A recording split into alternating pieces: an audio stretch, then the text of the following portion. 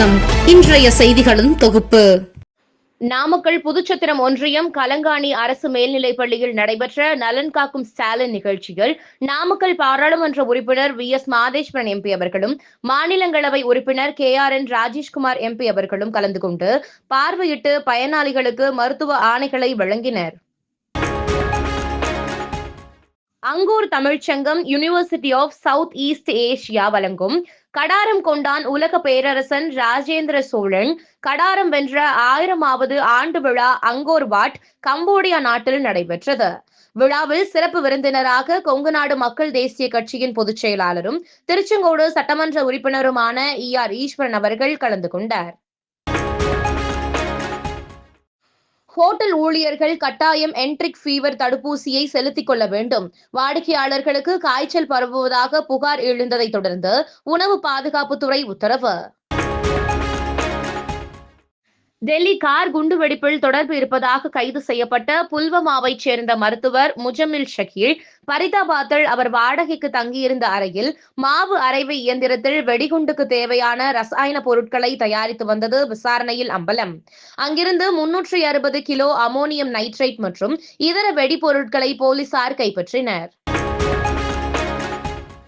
தமிழகம் முழுவதும் 6,14,07,805 பேருக்கு சர் விண்ணப்பங்கள் விநியோகிக்கப்பட்டுள்ளன. தமிழகத்தில் இன்று வரை 95.78 விழுக்காடு சர் விண்ணப்பங்கள் விநியோகிக்கப்பட்டுள்ளதாக தேர்தல் ஆணையம் தகவல்.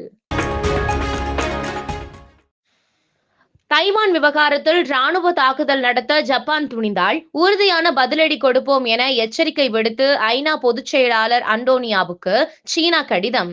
தைவானை கைப்பற்ற சீனா ராணுவ நடவடிக்கை எடுத்தால் அதற்கு எதிராக எதிர்வினை ஆற்றுவோம் என ஜப்பான் பிரதமர் தகைச்சி கூறியிருந்த நிலையில் அந்த கருத்துக்கள் ராணுவ அச்சுறுத்தலுக்கு சமம் என கவலை தெரிவித்து ஐநாவிடம் சீனா முறையீடு. நைஜீரியாவின் நைஜர் மாகாணத்தில் உள்ள ஒரு பள்ளியில் 303 மாணவ மாணவிகள் மற்றும் 12 ஆசிரியர்களை ஆயுதமேந்திய கும்பல் துப்பாக்கி முனையில் கடத்தி சென்றதால் பரபரப்பு. கடத்தப்பட்டவர்களை விடுவிக்க அதற்கு ஈடாக பணம் கேட்டு ஆயுதமேந்திய கும்பல் மிரட்டுவதாக தகவல்.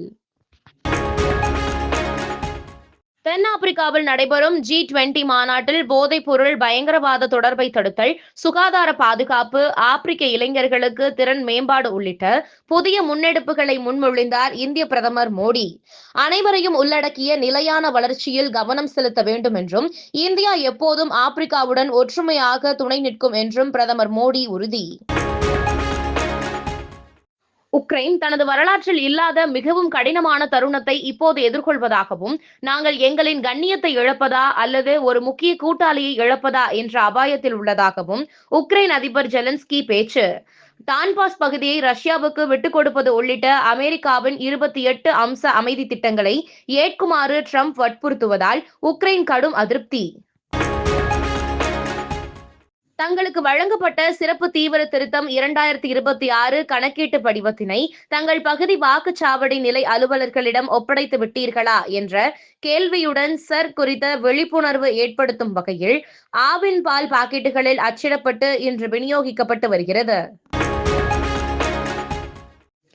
வெள்ளை மாளிகையில் சந்திப்புக்கு பிறகு நியூயார்க் மேயராக தேர்வாகியுள்ள மம்தானியை புகழ்ந்து தள்ளிய அமெரிக்க அதிபர் ட்ரம்ப் சோரான் மம்தானியை முன்பு கடுமையாக விமர்சித்து பேசிய நிலையில் இச்சந்திப்புக்கு பிறகு அந்த மதிப்பீடு முற்றிலும் மாறியுள்ளதாக ட்ரம்ப் பேட்டி. சோரான் சிறந்த மேயராக செயல்பட தேவையான அனைத்து உதவிகளையும் செய்வதாக உறுதி. மேலும் இதுபோன்ற செய்திகளுக்கு KMDK லைவ் சேனலை லைக் பண்ணுங்க, ஷேர் பண்ணுங்க, சப்ஸ்கிரைப் பண்ணுங்க.